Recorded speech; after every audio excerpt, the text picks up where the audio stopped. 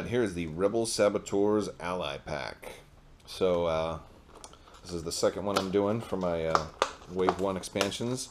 Here in the back here it says, bring explosive tactics to your Imperial assault game with Rebel Saboteurs. Fight alongside these dangerous operatives in any campaign with the armed and operational side mission. In addition, this pack contains new command cards and 2 unique skirmish missions for head-to-head play. Okay, so we'll pull out all the good stuff. We've got 2 minis here, and they're going to be the same. Oh, they're in there pretty tight. I'm afraid I'm going to break them, but they're pretty good quality. So here's the Rebel Saboteur. You know what species these guys are? I think there was a guy like this in the Cantina bars. They are Chiss. Is that what it's called? Chiss? I don't know. Or maybe I'm totally wrong. Anyway, if you know, let me know in the comments what species these guys are. So, yeah, they look pretty good. A lot of detail. Although this guy's blaster pistol looks a little bent, but not bad. Alright, so there they are. Let's, and they come with some more activation numbers. They're using number 7 here. And this is for if you have multiples of them. I'm only rocking 1 set of each to start. So, if you want to look at the skirmish information, I'll hold this up and you can pause it and you can read all of it. There it is. Alright, and here come spoilers. I'm going to flip it over, show you the mission on the other side. If you don't want to see it, then skip forward now until this sheet is no longer in the shot.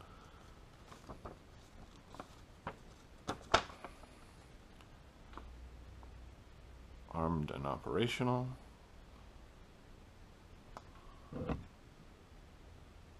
Alright.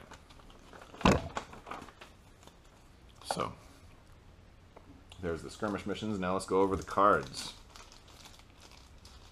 Now, I think this is the only other expansion from Wave 1 other than the Rebel Troopers that gives you a new deployment card.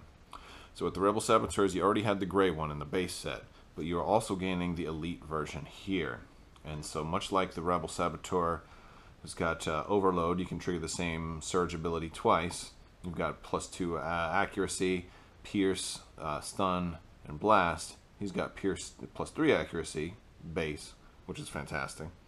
2 Pierce, Stun, and Blast 2. So he's got an extra Blast. So if you're going to trigger him twice per turn, he's got, you know, he can do up to 4 Blast, which is really potentially great. And he's also got the priority target ability where figures do not block line of sight for this figure's attack. So he can shoot through other people. With the +3 accuracy and being able to shoot through other characters, this guy actually seems fantastic. I really like this guy. And you get 2 of them. You know, that's the thing. You get 2 of these guys for 7 points. You get 2. That's great. He's got 6 health, so he's not gonna get one-shotted, and speed of 5, so he's actually pretty fast. I think this is gonna be a go-to guy for me. I think he's awesome. I think, as a matter of fact, if I end up getting any duplicates of any of these expansion packs, this will be the first one I get a second one of. This guy is fantastic. I would love to rock like 3 of these groups.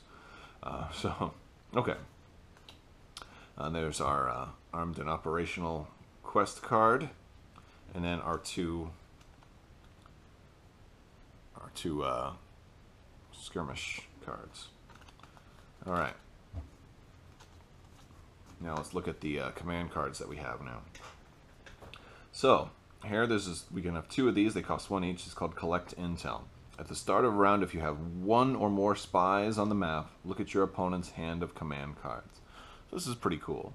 Obviously, if you're running this, I don't want these guys to die, but they have some pretty good survivability, being that they can stay back and they have the extra range. Now here's an interesting one. Hide in plain sight. Now this is a spy ability. It has to work on a spy.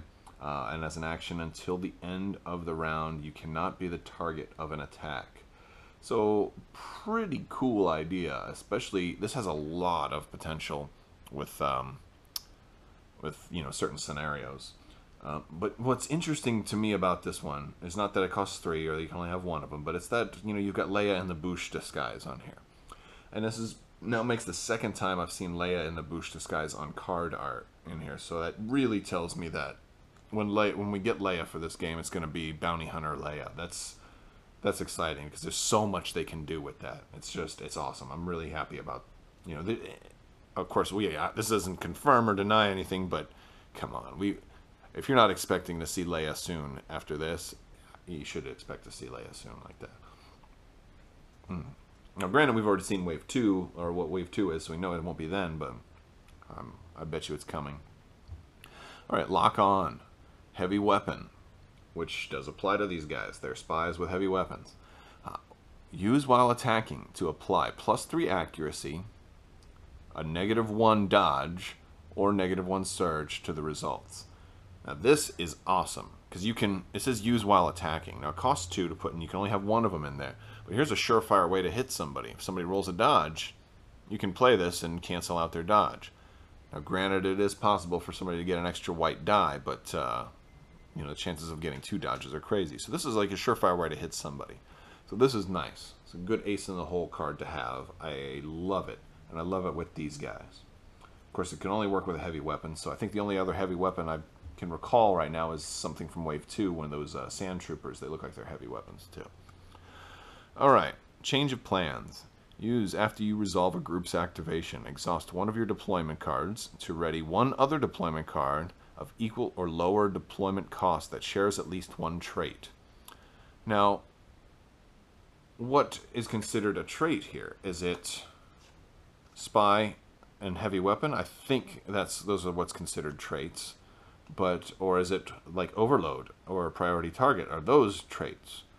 I'm guessing it's spy and heavy weapon, or the cards up here, I'm guessing are the trait. But if you know this, let me know in the comments. If not, maybe this be a question for FFG. Maybe this be something that'll be in the FAQ. But I'm assuming that's their traits. I could probably just look it up in the book, but I don't have the book in front of me right now, so I'm doing the best I can with what I got. But I'm not crazy about this card. For one, it costs a point, and you have to exhaust a deployment card to ready another deployment card. So this is like a last-ditch effort thing. And I suppose it's not a bad idea to have at least as an option, but you have to exhaust it in a completely unused deployment card just to go again.